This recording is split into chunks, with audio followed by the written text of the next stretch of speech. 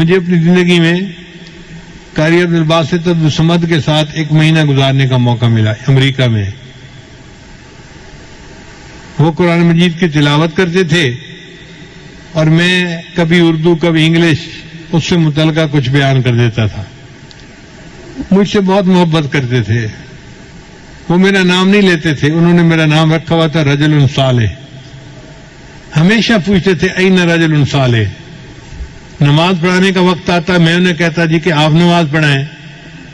وہ کہتے یہ کیسے پاسبل ہے کہ آپ کی موجودگی میں نماز پڑھاؤں، آپ پڑھائیں گے. تو میں تو قرات نہیں جانتا صحیح طرح، لیکن بہرحال وہ میری غلطیوں پہ صبر کر لیتے تھے اور میں نماز پڑھا دیتا تھا. ان کے اندر میں نے ایک خوبی دیکھی، ہر وقت قرآن کی تلاوت کرتے رہتے تھے، ہر وقت. یعنی ہم لوگ تو رمضان میں وقت کا خیال کرتے ہیں نا کہ جی قرآن پڑھیں فارغ نہ بیٹھیں. ان کی پوری زندگی کا یہ معمول تھا. ہم نے اندازہ لگایا کہ وہ شاید 1 قرآن مجید روزانہ پڑھنے کے عادی تھے.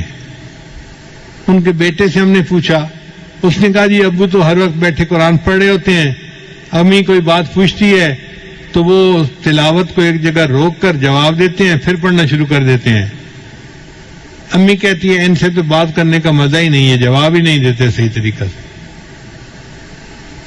اور ان سے پوچھے تو وہ کہتے ہیں بھائی میں اللہ کا قرآن پڑھ رہا ہوں، مجھے باتیں کرنے کی ضرورت ہی کیا ہے، مجھے کوئی ضرورت نہیں باتیں کرنے کی.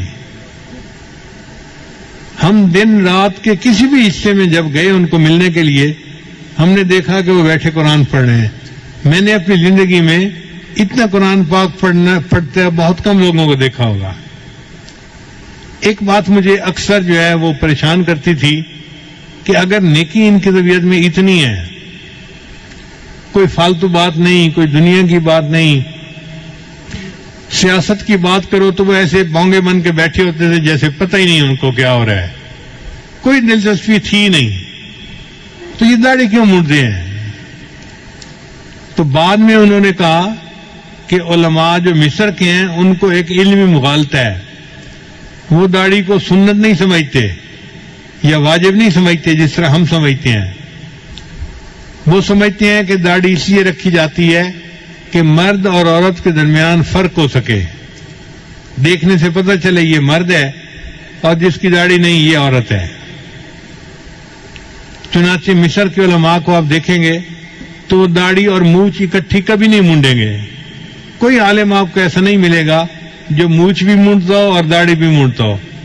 وہ داڑھی مونڈیں گے تو مونچھ ضرور رکھیں گے، اور وہ کہتے ہیں کہ جی مونچھوں کے رکھنے سے پتہ چل جاتا ہے یہ عورت نہیں ہے تو داڑھی کا مقصد پورا ہو گیا. شاید یہی مغالطہ علامہ اقبال کو بھی لگا ہوگا، ورنہ اس کے اندر تو ایمان بہت مضبوط تھا، لیکن داڑھی جو شیو کرتا تھا وہ اسی علمی مغالطے کی وجہ سے کرتا ہوگا. اس لیے مصر میں جو مفتی اعظم ہوتا ہے وہ بھی داڑھی منڈا ہوتا ہے. تو یہ علمی مغالطہ ہے جو ان علماء کو لگا. ہمارے علماء کو اللہ تعالیٰ نے اس میں بہت صحیح جگہ پر پہنچایا، اور انہوں نے لکھا کہ داڑھی رکھنا تو واجب ہے، البتہ 1 مٹھ تک اس کو بڑھانا یہ سنت ہے، اور صحیح مسئلہ بھی یہی ہے. تو بہرحال ان کی ہم نے قرات مختلف موقعوں پہ سنی. ایک دفعہ ہم نے ایک جگہ کھانا کھایا تو ایک ہمارے دوست تھے، وہ قاری صاحب کو کہنے لگے کہ آج سورہ الرحمن کی تلاوت سنائیں. ہمیں برا لگا کہ لوگ ایسے ہی فرمائشیں کر دیتے ہیں، پتہ نہیں دوسرے کی طبیعت بحال ہے یا نہیں، فریش ہونا بھی تو ضروری ہوتا ہے نا. لیکن قاری صاحب سنبھل کے بیٹھ گئے اور انہوں نے سورہ الرحمن کی تلاوت کی اور دل خوش ہو گیا. کیا اللہ نے ان کو آواز عطا کی تھی. ہم تو پاس بیٹھ کے سنتے تھے نا ایسے. جو آپ کیسٹوں میں سنتے ہیں وہ ہم پریکٹیکلی ان کے پاس بیٹھ کے سنتے تھے. تو میں اللہ کے اس جو ہے وہ نعمت پہ حیران ہوتا تھا، یا اللہ آپ نے ان کو کیسی مترنم آواز دی ہے، کیسا گلا دیا ہے جو قرآن مجید کو اتنا خوبصورت طریقے سے پڑھتا ہے. نبی صاحب نے ارشاد فرمایا تم قرآن مجید کو مزین کر کے پڑھو، یعنی اچھے طریقے سے پڑھو. واقعی انہوں نے حق ادا کر دیا. कुरान मजीद पढ़ते थे, दिल खुश हो जाता था।